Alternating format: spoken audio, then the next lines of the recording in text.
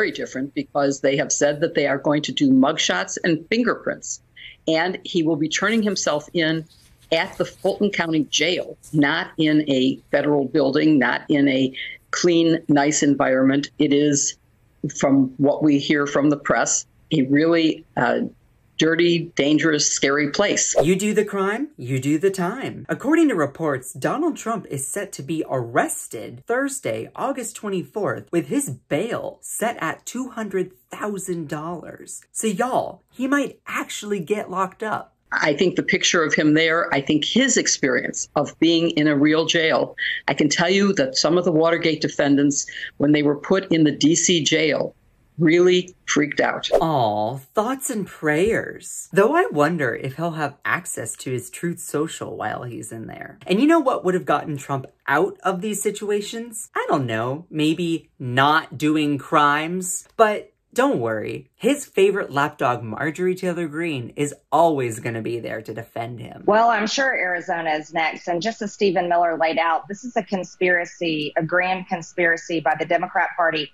to use the justice system at the federal level, but also in the states, using these state DAs, like in Georgia, Fani Willis. They'll use Arizona's, they're using New York's, and they're using this giant collaboration basically to affect the 2024 election. But Maria, let me tell you something. Americans are not going to have it. So you're angry at the Department of Justice doing their job? So should I be angry at the waitress or waiter bringing out my order of food on time? But no, let's see if cue ball head Stephen Miller has a better defense. Now they want Donald Trump to be a political prisoner. And as Mark Levin has said, they're adding up indictments that would lead to almost 1,000 years in jail.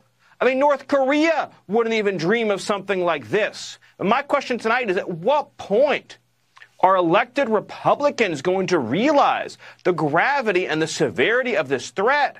The radical left just keeps pushing and pushing and pushing, and all they find is soft jelly. Wait, was that a parody version? Oh, it wasn't. Okay, bless his heart. That man has less charisma than a hot-baked potato. Not only is there insurmountable evidence that they're refusing to see since they haven't read that 98-page indictment, most likely, but Republicans were always going to say that this is politically motivated. Let's just say, hypothetically, that the Department of Justice decided not to pursue charges against former President Trump, and instead, an outside political interest group decided to bring the charges and prosecute the case. Not only would that outside group lack the standing to do so, but Republicans would be whining, screaming, heckling, and just screaming in general about how this is unfair prosecution and that it was politically motivated because it's not the federal government bringing the case. Republicans would be screaming that, oh, this outside group is funded by private money and lacks standing to bring the case. It has to be the federal government that leads the charge. Well, here in reality, this is the federal government bringing the case, prosecuting Trump because they have the standing for all the myriads of crimes that he committed against the federal government for trying to steal an election. And yet they still claim that it's politically motivated, which shows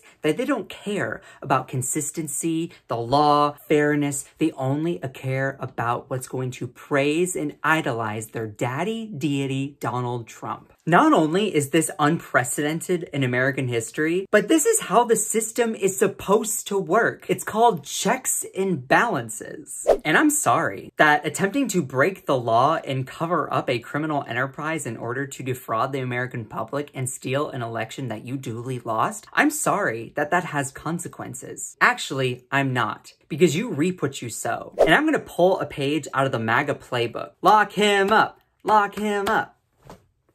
What do you think? Do you think Trump is going to face a prison cell? Do you think there's going to be a mugshot? Let me know in the comments below. My name is Scott Johnson. You can find more of me here on The Breakdown and on my YouTube and on my TikTok, which are in the description box below. I had a fantastic morning show this morning. We had 8,000 viewers for just an hour increment, so you definitely want to go and check it out, 7 a.m. Eastern Standard Time. And most importantly, do not forget to smash that subscribe button to The Breakdown and click the bell for notifications so you can see more videos from people like me.